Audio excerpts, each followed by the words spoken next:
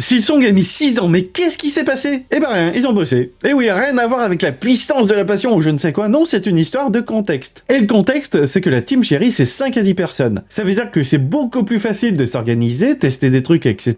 Et ça, c'est sans parler du fait que Hollow Knight s'est vendu à 15 millions de ventes. Ça, c'est plutôt pas mal. Bravo d'ailleurs, Team Cherry. Mais même s'ils avaient pas fait 15 millions, et ben globalement, comme c'est une petite équipe, c'est plus facile de s'organiser. Ouais, ce qui se passe, c'est que par exemple, quand une petite équipe, c'est plus facile de prendre par exemple des commandes extérieures, d'aider les copains, ce genre de trucs. Par exemple, Daniel Mullins, qui a fait inscription, il a donné des petits coups de main sur Blueprints. Bref, tout ça pour dire que faire un jeu vidéo, ça prend du temps. Et eux, ils ont pris leur temps parce qu'ils pouvaient prendre le temps. Du coup, si ça a mis 7 ans, c'est qu'il y avait plein de choses à faire. Et apparemment, t'as même des DLC. Et s'ils ont gardé le silence à partir de 2020, c'était pour éviter de faire monter la hype, et aussi parce qu'ils avaient rien d'autre à dire que on bosse. En tout cas, le jeu sort le 4 septembre. Bravo la Team Cherry d'avoir eu un développement aussi harmonieux.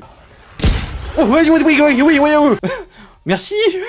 C'est pour ça qu'il faut venir en live, hein, mais merci, quoi.